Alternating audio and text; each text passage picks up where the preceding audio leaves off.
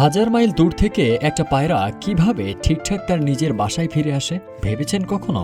বিজ্ঞানীদের কাছে এই রহস্য ছিল প্রায় ১০০ বছর পুরনো।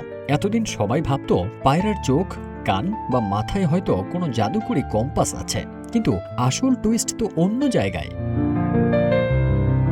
পায়রা অত্যন্ত পরিচিত একদল পরিযায়ী পাখি, যারা মাত্র একদিনেই শত শত মাইল বা শত শত কিলোমিটার পথ পাড়ি দিতে পারে। হাজার হাজার বছর ধরে মানুষ তাদের খবর আদান প্রদান, চিঠি পাঠানো এবং সামরিক বার্তা প্রেরণের কাজে এদের ব্যবহার করে আসছে।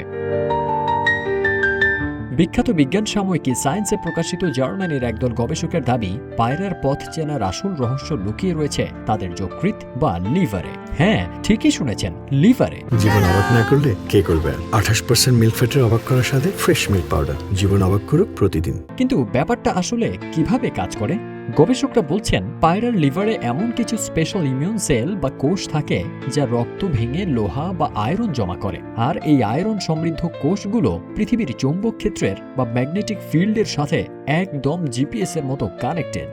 সহজ কথায়, ওদের লিভারের ভেতরেই আছে একটা রিয়েল লাইফ কম্পাস।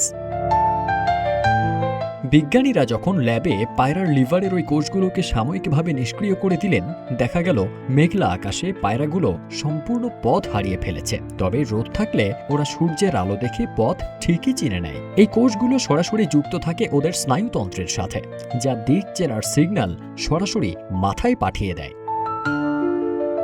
শুধু পায়রা নয়, বিজ্ঞানীরা ধারণা করছেন অন্যান্য পরিযায়ী পাখি, এমনকি ইঁদুরের মতো স্তন্যপায়ী প্রাণীরাও লিভারের এই গোপন জিপিএস দিয়েই পথ চলে। প্রকৃতির এই অদ্ভুত ইঞ্জিনিয়ারিং এবং প্রাণী জগতের এই নতুন জিপিএস আবিষ্কার বিজ্ঞানীদের ভবিষ্যৎ গবেষণায় এক নতুন দিগন্ত উন্মোচন করেছে।